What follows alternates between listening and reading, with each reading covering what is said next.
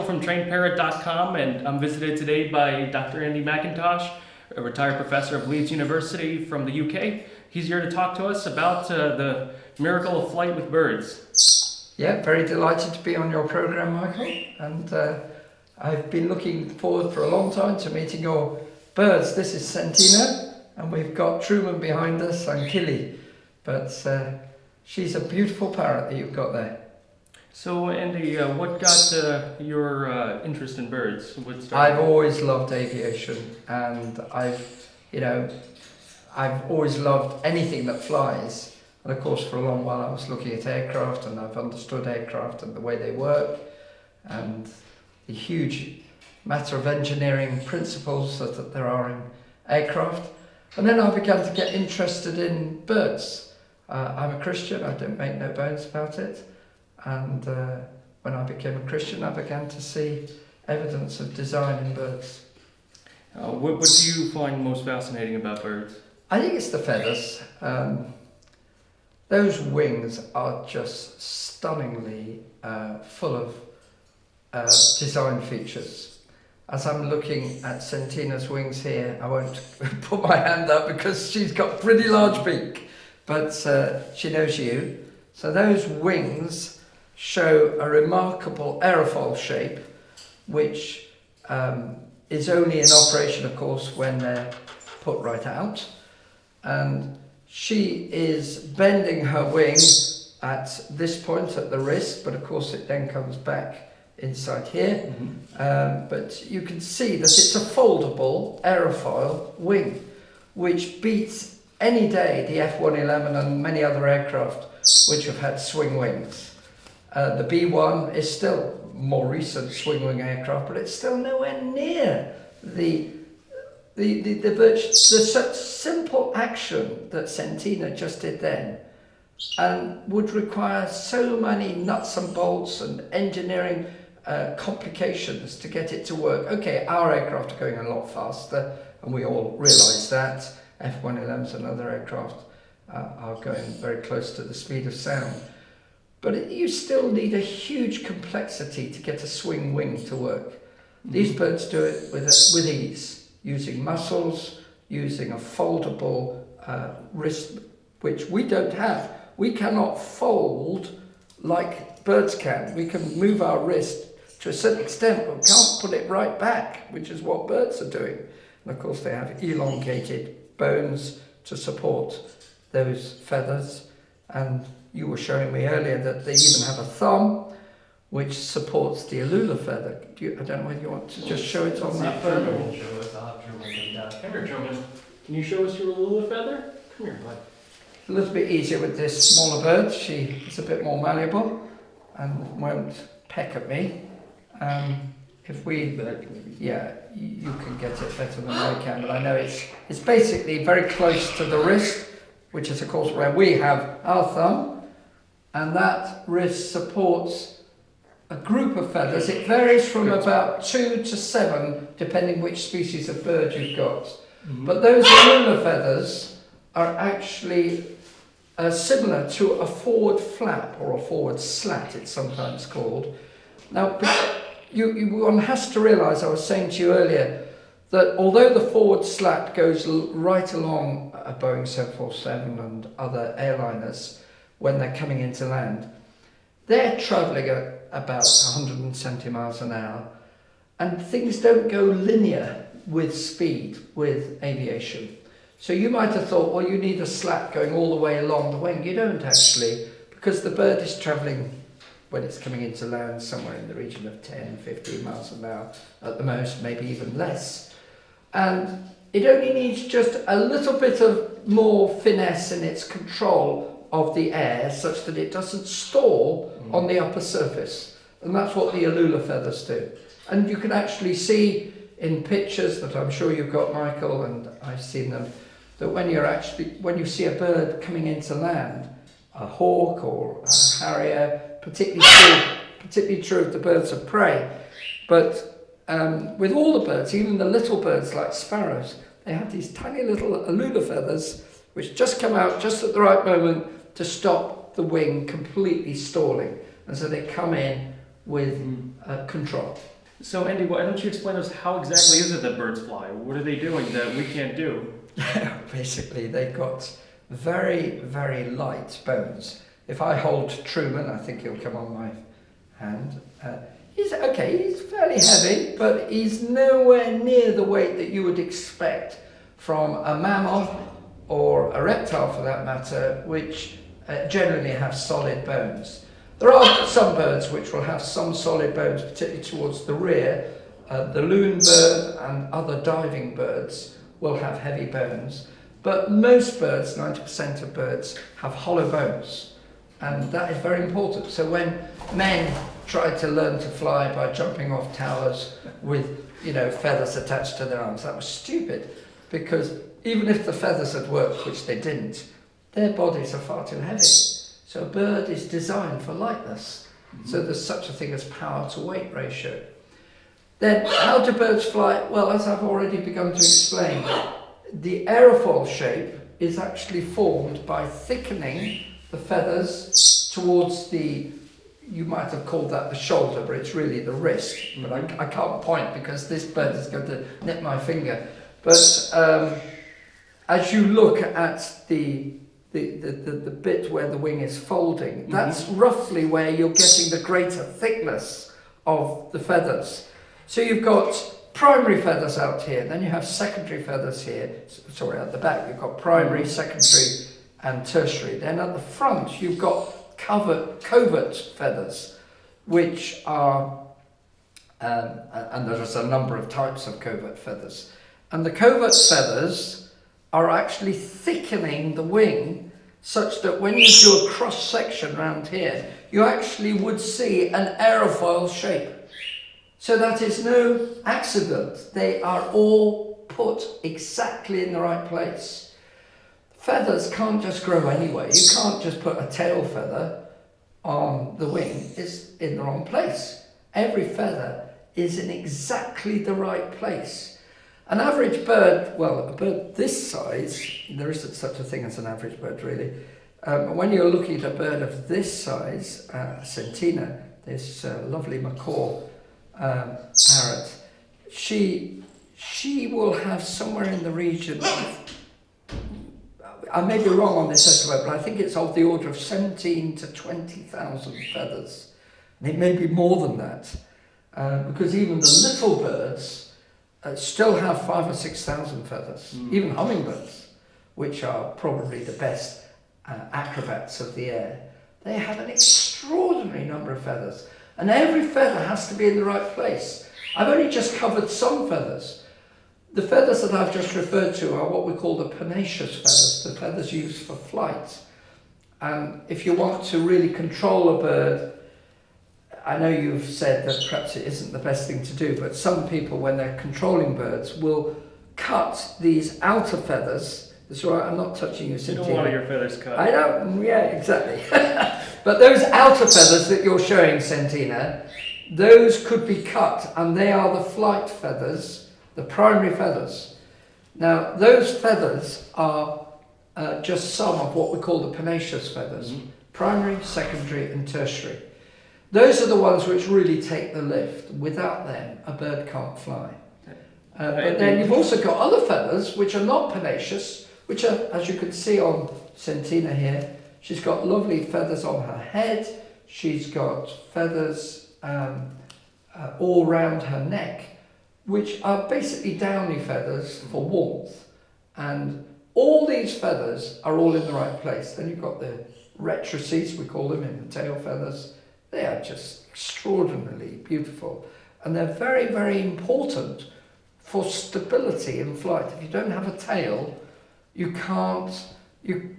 cannot control yourself in terms of longitudinal stability.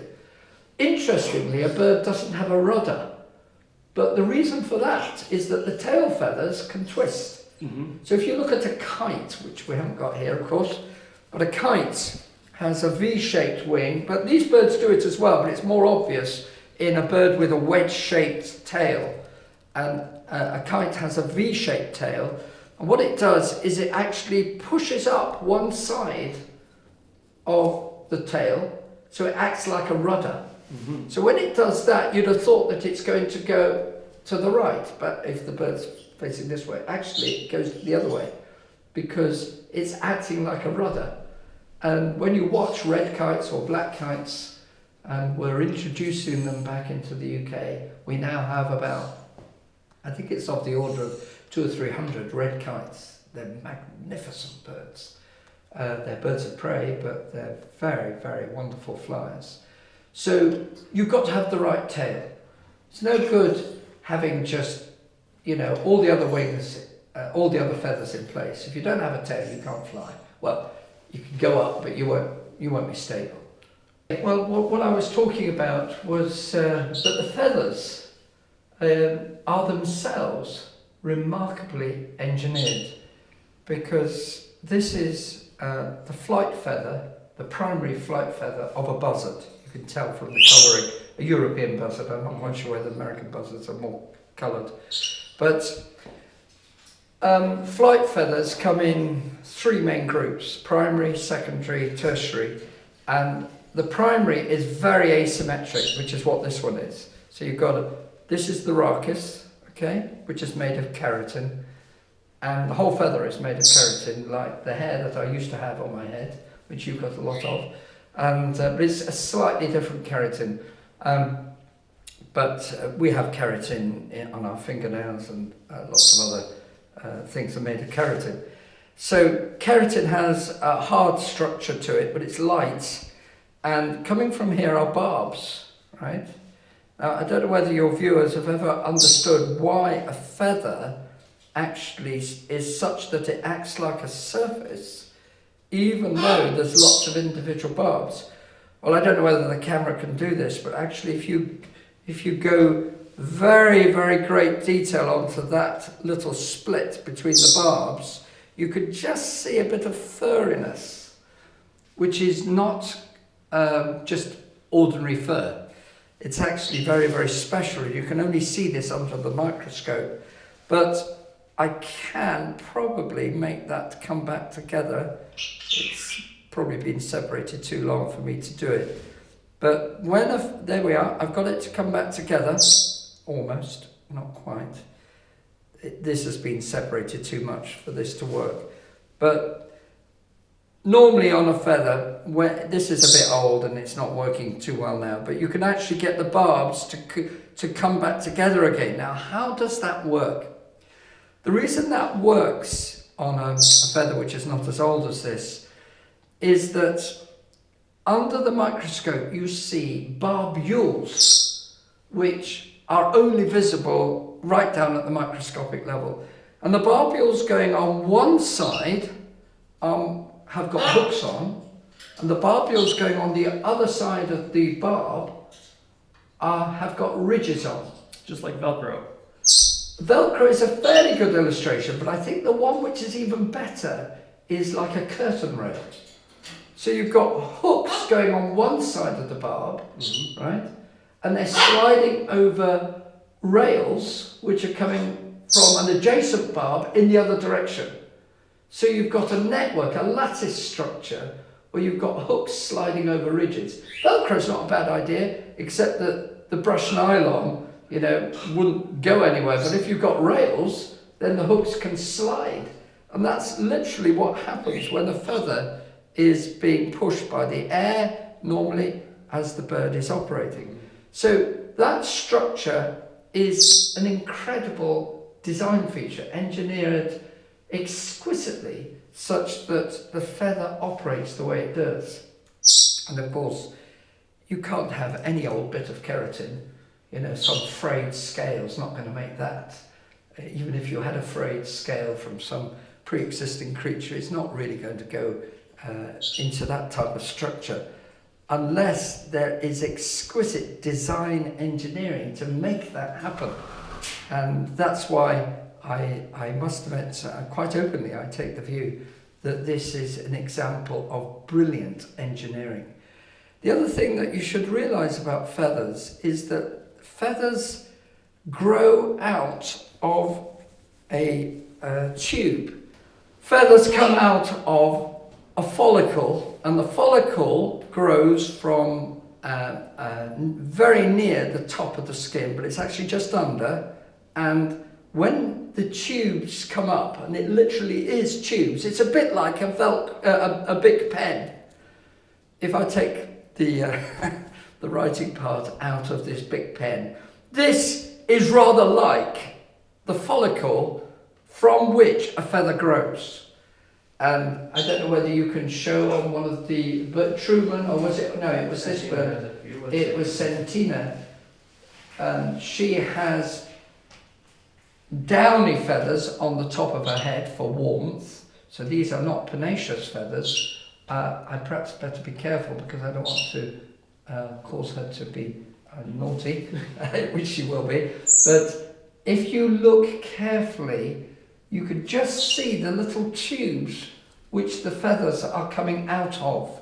That tube is actually made of keratin, but just crumbles away as the feather comes out. Now the amazing thing is that in the tube, the feather has got all the structure for what it's going to be eventually. A downy feather, it's going to be not going to have the structure that I've just mentioned. But for these large feathers, like the flight feathers on the outside of the wing, all the little structures are there, all wrapped up in a long tube. And of course the tube is important because you can't have the feather just growing without being positioned correctly next to the other feathers. So when Sentina molts, and there will be a molting time for each parrot, she's got to make sure, not she, but the mechanism's got to make sure that the feather doesn't get entangled in the existing feathers, which is why you have a follicle. So the follicle, as it were, protrudes and then begins to break away as the feather is growing. And so the outer part of the feather then is positioned and gradually all the follicle breaks away, or all the tube, coming out of the follicle breaks away, this keratin tube, and the feather is now in place. Mm-hmm. But there's yet another feature. Feathers, because they've got these structures, need something to stop the feather getting worn. This feather is getting worn, as you can see, so it's not going to operate properly, as I was showing you earlier, because the little barbules have probably got broken at the microscopic level. But when a feather is in operation, it's got to be kept in airworthy condition. Well, in order for the airworthy condition to be maintained, it needs oil. Yes. And a bird must be able to put oil on its feathers. You know where the oil gland is? It's right at the base of its spine. So the bird has to be able to get its beak right onto that little gland, the preening gland. And I don't know whether this bird can do it on command. He's not going to do it now, but... Truman, are you going to put your beak onto your preening gland? Don't think he is. Here, Truman, we'll do it for you. We're going to do it for him. He can turn his head around. He can turn his head 180 degrees and even a bit more. And he can put that beak right down at the base of his spine to pick up this wonderful oil, which is then spread over the wings, which does help for waterproofing birds, which particularly if they're water creatures, then that helps with that. But it does actually help with the preening of the feathers, which is what I've just been referring to. So a bird's got to have a mobility in its neck. Some of us, not everybody's agreed on this, not everybody would take my position, but I think that's an example of irreducible complexity, because these things all have to be right. A bird can't just have feathers and not have the ability to turn its head and not have all these other features right. It's got to have the ability to maintain its condition. And this is all part of the maintenance that is needed. And as I've just mentioned, the feathers have got to come out of these special keratin tubes. The feathers grow from a follicle. Everything is exquisitely positioned. We've only just touched some of the, a number of features which have to be right for birds, but there are other things as well which I could mention, which are to do with the internal structure of a bird. Now, how do birds take off? I'm sure you know this, Michael. You know all the physiology of a bird, I'm sure, backwards. And I learn a lot from you, by the way, and I'm not just here saying to your viewers what they don't already know. I'm sure most of your viewers already know that there are some amazing structures inside a bird. A bird has a breastbone. It's called the sternum. And that's right, this is the sternum here. Thank you, Truman, for letting me stroke this. This is your breastbone. And attached to the breastbone are two muscles. Well, there's lots of muscles, but there's particularly two muscles. There's a muscle here, which is on the outside, which is called the pectoralis major muscle, which will bring the wing down, right? That's like the muscle we've got as mammals. We have a muscle which enables us to do a forehand in tennis, right? But although a bird like Truman here does have some muscles at the back, it's not that it doesn't have other muscles.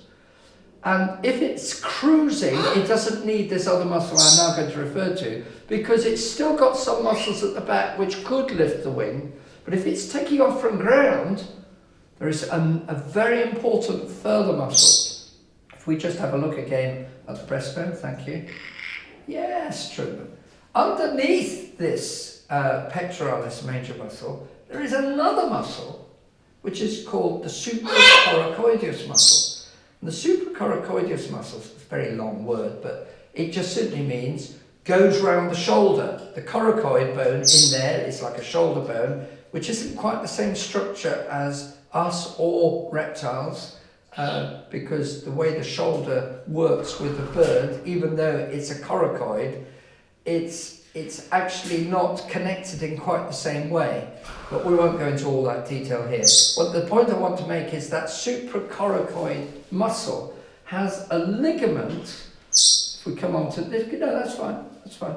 It has a ligament which comes up here and comes threaded through round the coracoid, such that the ligament from this muscle that I'm referring to then comes up and over and lifts the wing when it's foreshortened. So you've actually got two muscles in tandem, both of which are controlling the wing, which is basically the humerus bone, right? So you've got the normal muscle that all mammals, reptiles and birds have, which is the muscle to bring, because you're actually like that with a bird. So it's the muscle, it's the muscle bringing the humerus bone down, right?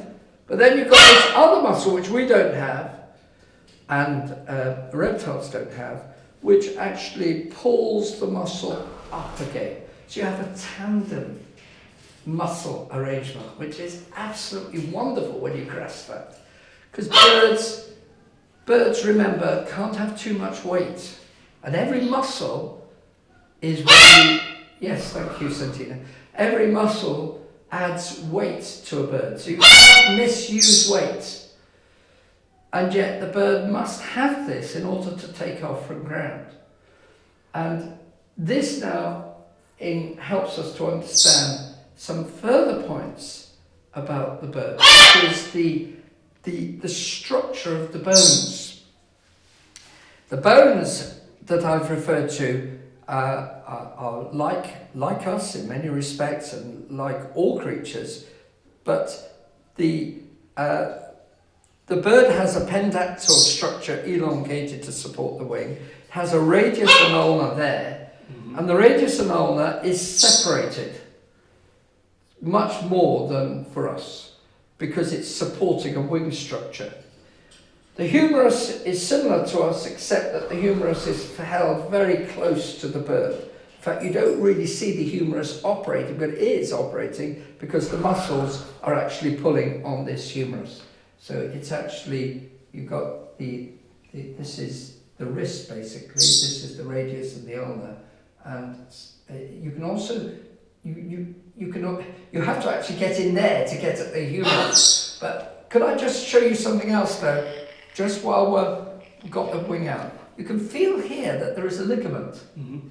Now that's an important ligament, because that ligament is an extra muscle controlling the wing, which, because this humerus is coming up here, this is actually controlling the folding of the wing. It's a very important extra part that a bird has in terms of its muscle arrangement. Let me come to the breastbone, because the breastbone now has another amazing feature. And it leads us into the breathing of a bird. Birds breathe with a continuous flow lung. Now it is possible, although I don't think it's really been proven, that alligators, some people think alligators may have a continuous flow lung. I don't think it's been 100% proved, but there has been some work which has suggested that. But so in that sense, people are now saying that maybe the bird's having a continuous flow lung, it may not be unique. Well, let's just park that point.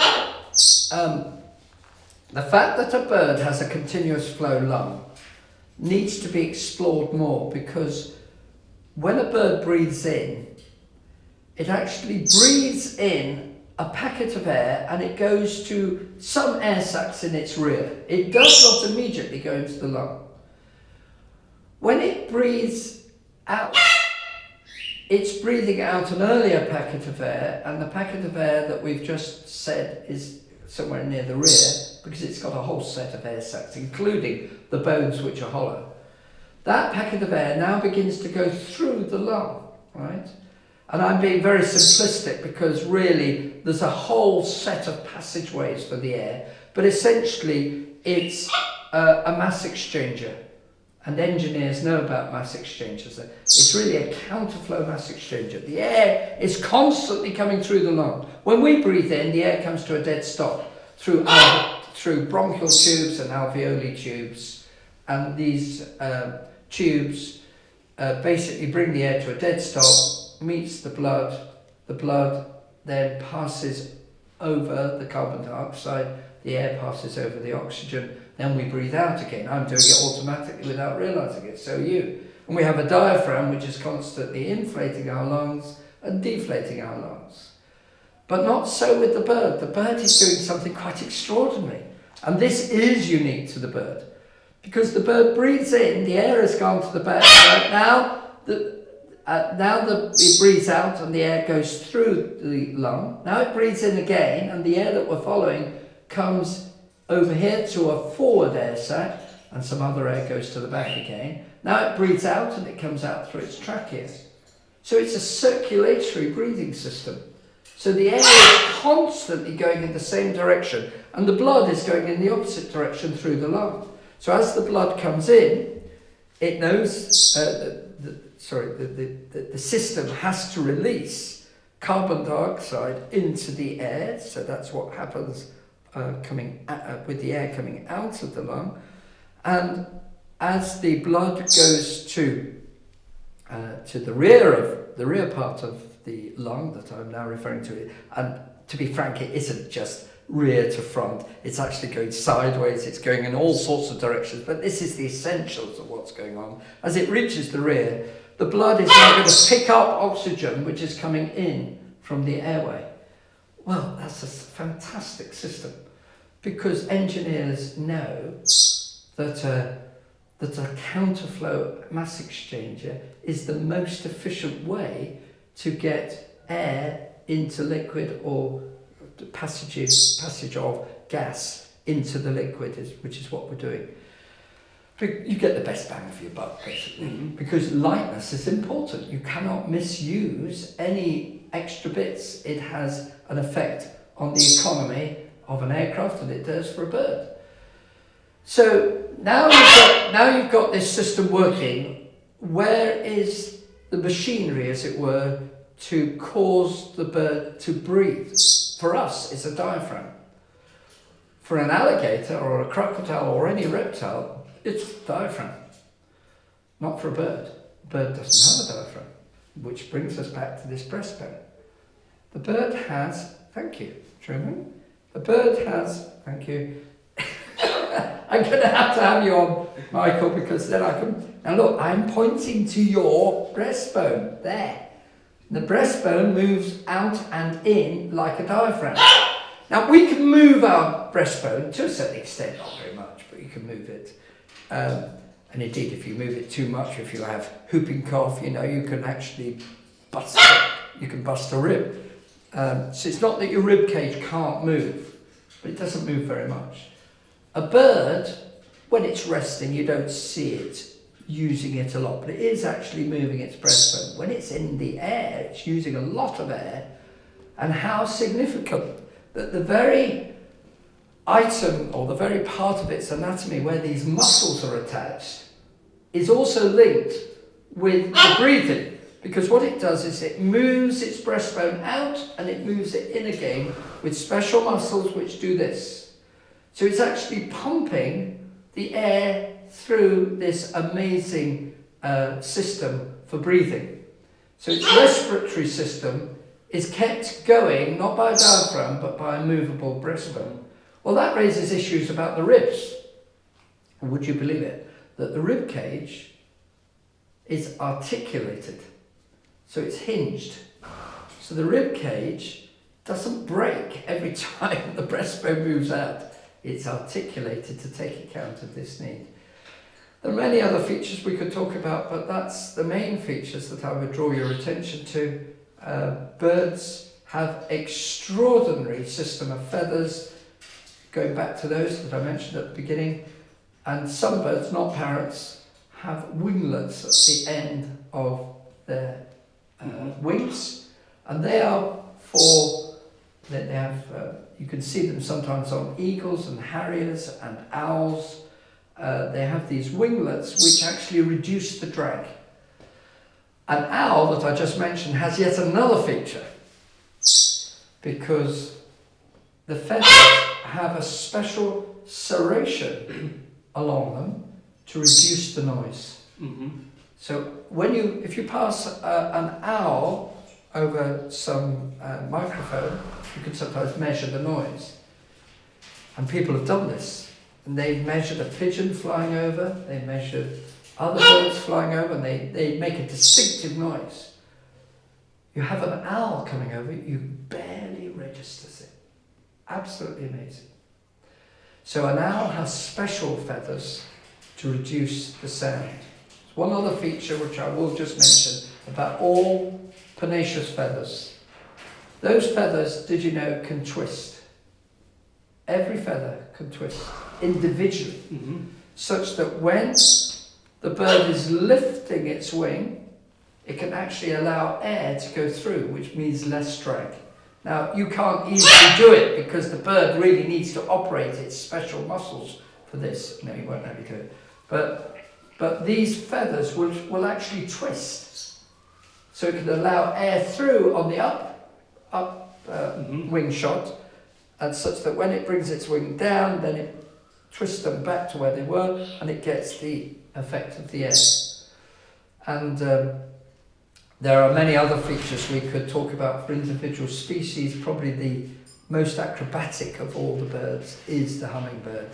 And the hummingbird hovers, and hovering birds are really extraordinary in what they do, because a hummingbird can beat its wings 50 to 60 times per second, and what it does a figure of 8 motion. It's actually not doing it from the humerus, it's doing it from what we would call the elbow, and it's doing that motion, and it's doing it normally at about 50 to 60 times per second, but it can even go up to 150 cycles per second. So hummingbirds are an absolute marvel of engineering. But because they're doing this twisting motion, they've got a special swivel joint which enables the elbow to move in a much greater angle than normal other birds can. So they have to have a special engineering feature to enable them to do that. And of course they get lift both on their normal downstroke, but they're also getting it effectively on their upstroke because they are not doing that. They're not doing that motion which most birds do. So that is really quite extraordinary. And they have special beaks. Normally they're long beaks. Most of the hummingbirds have very long beaks. They have a tongue in them, and the tongue has to have a special groove in it to drink the nectar, and it puts its tongue out 5 to 10 times per second. And a hummingbird actually has to be able to get its own body weight in probably of the order of a day. It has to actually drink enough nectar to replace its body weight in one day. So it's very important for a hummingbird to get its food. And all these features are just right for the hummingbirds and what it does. So I think that's probably all I can say. You'll no doubt have questions, and maybe there will be some things that else you would like, some other questions you want to ask me, but feel free. Well, I just wanted to mention to you, I think you'd find interesting, the unique features of parrots would be the hooked bill and the zygodactyl feet.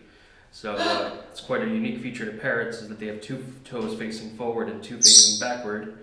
This toe being jointed from the front like a normal 3-toed bird, but it migrated to the back, which allows them to climb both vertically and up and down.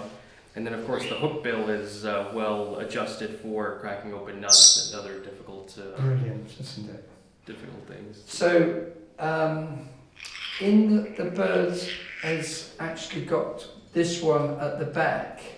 Now you have to correct me. This is the hallux. Yeah, I realise that. That's the hallux which is on all birds. Yes. And as you're saying then, and other birds that is right forward.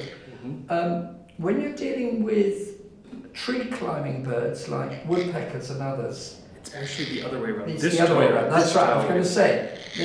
They have all these 3 at the back. So every bird has its feet, or the particular toes of the feet, put in the right place for its particular conditions. But it's interesting though because compared to the let me get the other. Yep. Kitty. I'm a claw. Hello, Killy. All right, Kitty is gonna help us out. Truman got a little tired showing us his feet.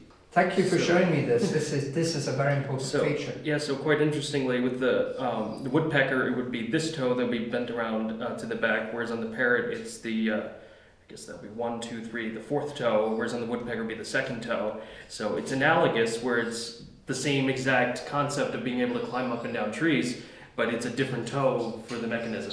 I accept that very much, and I think it's wonderful, wonderful that everything is there for these birds to actually manage for the conditions that they're in.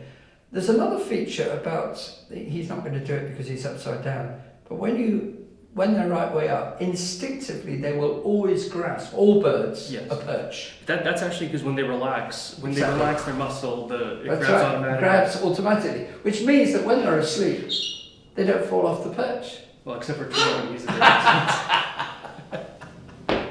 I could do it, and I'm sure you could do it. Because although we are sort of reasonably relaxed when we're vertical, our muscles in our feet are not totally relaxed. Exactly. So that is amazing.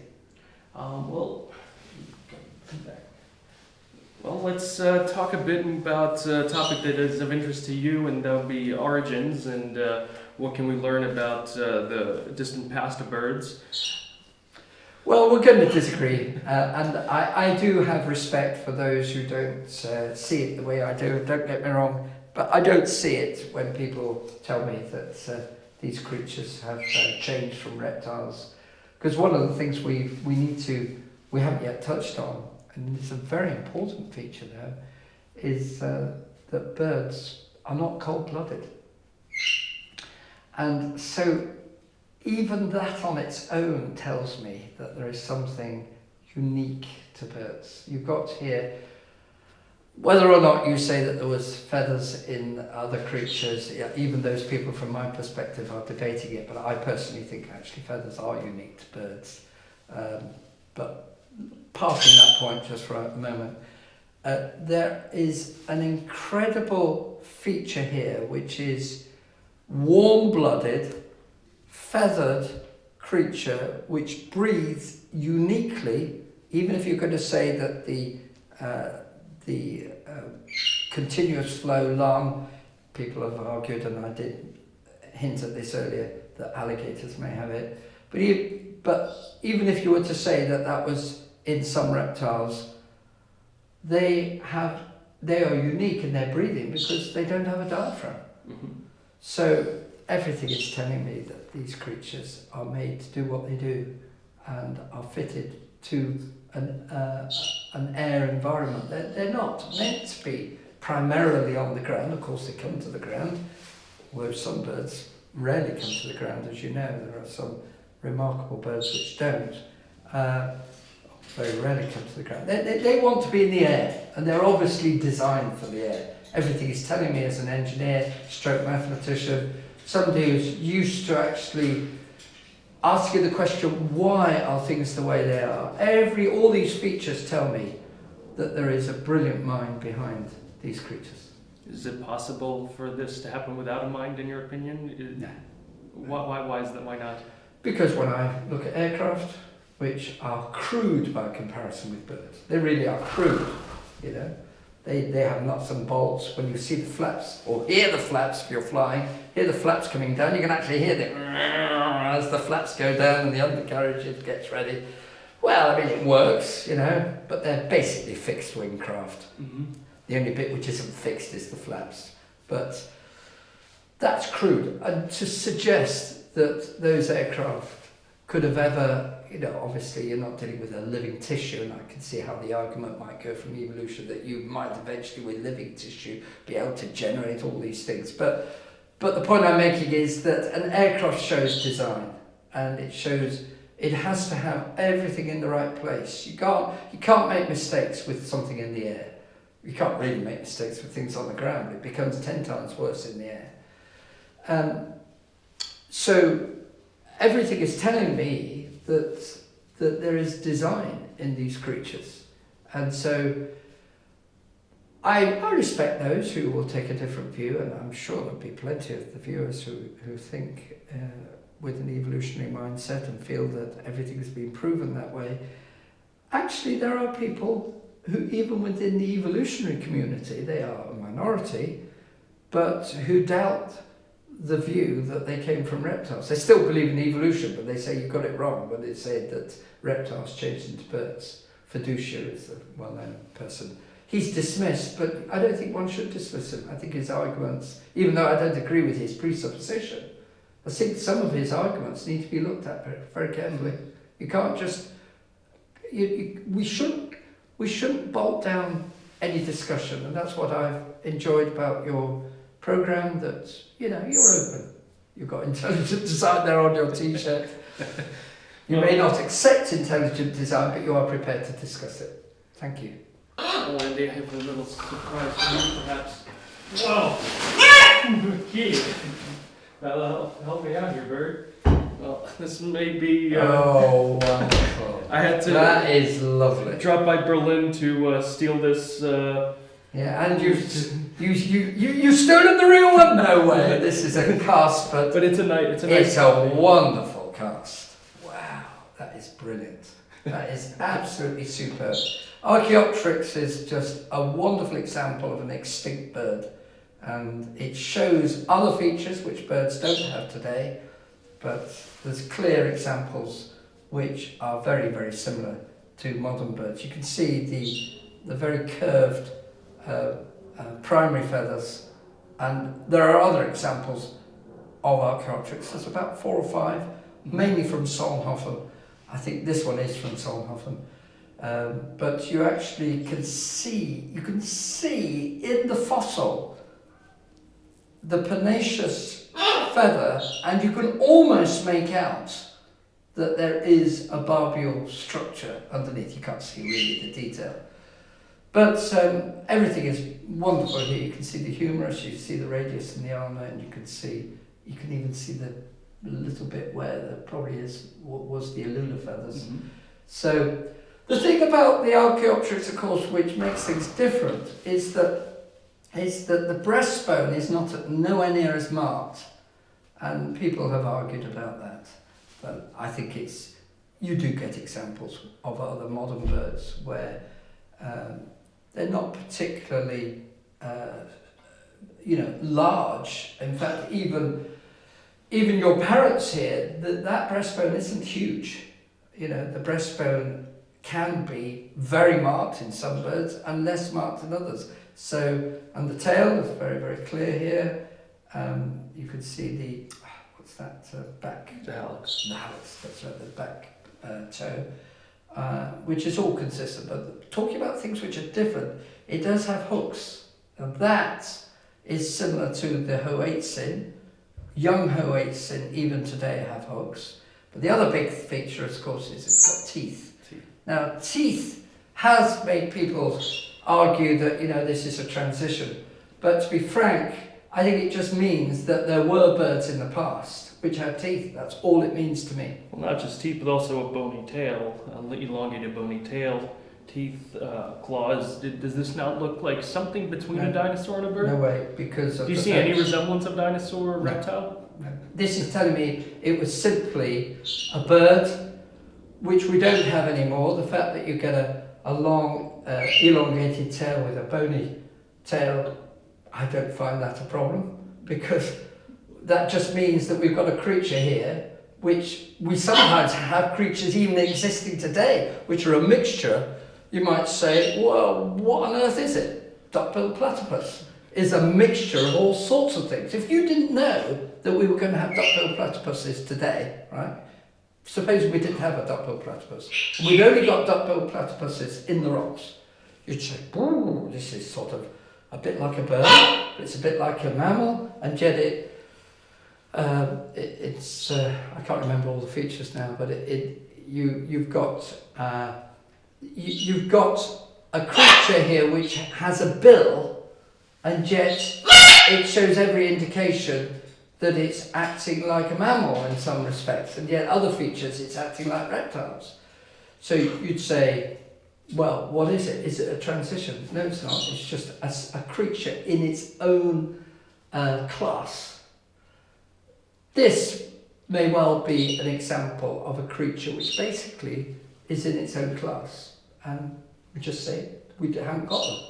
I don't mind Archaeopteryx at all. Archaeopteryx, to me, strongly shows that feathers did not evolve, because this is meant to be about, I don't accept the dates, but evolution will say that this is in Jurassic rock, so it's going to be above below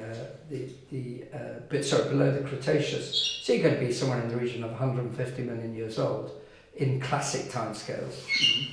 And look, these feathers are fully developed. There's no example, even in the Chinese fossils, of clear examples of half-developed pennaceous feathers, not clear examples. And even the ones that people say are near it, I think you're stretching points. I love that diagram, I often use it. So I have no problem with Archaeopteryx or any of the fossils. But thank you, that's a lovely cast. That must be worth a few £100, if not a few thousand. Look at that. You want a nut? You're going to snap it for us then, you clever creature? That's right, yeah. You're a clever creature. Is that a tough one? Being shy. Oh, you got it now. Isn't that amazing? And you could feel one of those. You couldn't break that with a hammer if you tried. You're an engineer. How much force would you reckon would be required to break through something that hard? Sorry, don't pick it up, sorry. Difficult for me to estimate it, but you're dealing with something which is, well, you're going to have quite a few newtons to break that open. I can't estimate the actual figure, but it would be, be something like having you know, a fully loaded wagon, you know, truck, sitting on top of it before it actually breaks. That's the sort of force we're dealing with, I would estimate. And that's the sort of force that it's getting on its beak. Can she take this one? Oh, no, you can't have it. She could pretend to, but... Chili, you can't eat that one. That's a small one for you. But I suppose in your camp you would describe that as a design and a built-in nutcracker. Absolutely. You see, the problem is irreducible complexity is always required. People dismiss that argument, but you can't dismiss it. Everything has to be right. Otherwise, you just end up in. But it could be useful for something else. That's the main point. There's very rarely there are some examples where you can find that that things are needed for two issues. People argue for that. For instance, with the ear, they try to argue that parts of the ear can be used for the jaw as well as the three little bones which are needed in the ear. But it's a pretty weak argument when you can see that the primary purpose, undoubtedly even in that case, is that the three little bones are absolutely essential for hearing, and that when you've got a creature which is trying to go from moving from one to the other, it actually would have some difficulty not being able to use its jaw properly.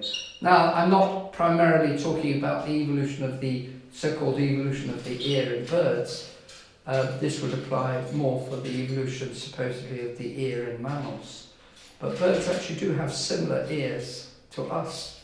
They're not exactly the same, but they do have very finely tuned ears. They can hear extremely well. I'm not talking about the outer ear, I'm talking about the middle ear, which connects the sound coming in to the inner ear. There's the ear, that's right. And the sound comes in, and it comes in with three little bones which are operating. In mammals, they're a bit more marked, but they are there in birds as well. Mm-hmm. Reptiles just have a single bone, stapes, and they listen at a much lower frequency, usually about 100, 200 cycles per second. That's roughly about where they listen. Whereas birds listen at a very high frequency, and so do we. Not quite as high, and of course some mammals listen even up to the level of birds in terms of frequency. These things are all telling you that you've got to have very special features in those bones such that they move and operate properly. They can't just be any old shape. And by the way, reptile bones always grow. They never stop growing. Now if we go back to reptiles supposedly changing to birds, you've got to have the circulatory system changing, because reptiles are cold-blooded, birds are warm-blooded. You've got to have the bone structure changing, right? Because most birds have hollow bones. But reptile bones always grow. It's true that birds' bones also are growing, but then they reach adulthood and they stop growing. But those three little bones that I mentioned in the ear never grow. Mm-hmm. They're the same in mammals, also in birds. Those three little bones have always got to be the same size, so you've got the same problem as going from reptiles to mammals. You've got the same problem going from reptiles to birds. I say, let's stick to observational science, not imaginations. And although people will argue against me and say, well, you can see them in the fossils, you can't. The fossils are just simply creatures we have today, and some creatures we don't have today. Archaeopteryx is an example of one we don't have today. And there's many other Leoning shales, fossils of creatures. Some of them are birds, some of them I think actually are water-going creatures, because mixed in with the Leoning shales in China is lots of fish. So there's clearly it's not. Although you can interpret it as a progression, you don't have to interpret them at all as progression. They're just fossils of creatures we don't have today. So, in conclusion, Andy, what would you like to share with parrot owners, and bird enthusiasts as kind of where we're all at with this? With what? With Just sense in of general. origins? Not birds, just Bird, I say just enjoy them. I think they're lovely creatures.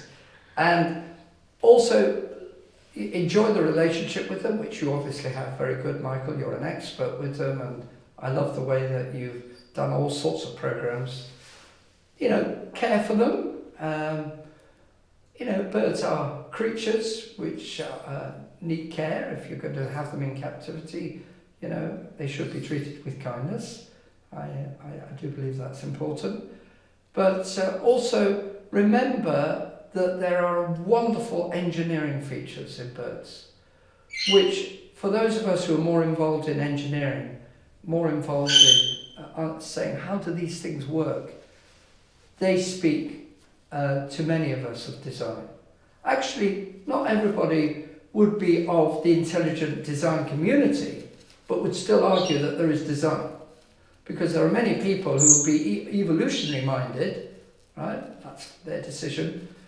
But they would still say, I'm going to learn from what they think is evolution of these creatures and say, let's see whether I can design something to copy them. We call that biomimetics. Mm-hmm. But actually, I just say, well, if I'm going to use something in nature and, you know, use it as a platform for designing something myself, well, that begs the question that the very thing that I'm copying, that is designed. I'm saying the obvious conclusion is that they're designed. So I would encourage your viewers to enjoy the birds, but ask some serious questions as well. Something which might be of interest is my DVD that I've done on my website, www.andymcintosh.org. It's a very crude website, it's nowhere near as good as yours. You'll see that there are a list of things that I've spoken on, including flight. And there's a DVD there on flight, and there is another one which is a debate which I've had with William Provine from Cornell University on whether birds evolved or whether birds were created. And also we discussed briefly, not so long, on insect flight is absolutely phenomenal. You know, when you get to look at insects, it just literally blows your mind away. So William Provine and I discussed that, and so people can get those DVDs if they want from my website. They can order them on that website as well. Other things that you could go for, there are a number of books which are also including my perspective on design. Stuart Burgess, a mechanical engineer from Bristol, has written the book Hallmarks of Design. I've written a book called Genesis for Today, which does mention flight. But Stuart Burgess is a brilliant engineer, and he would agree with me on my perspective. But obviously we're a minority, we know that. But there are resources out there, and I've also written journal articles on flight. If people want to access them, you can go to the website for the International Journal of Design and Nature, type my name in, and there's a number of articles I've produced, one of which is on whether flight evolved or whether flight shows evidence that it is really a design matter with birds. Primarily it's on birds. So I've done some in-depth articles as well as literature and DVDs more for the layman.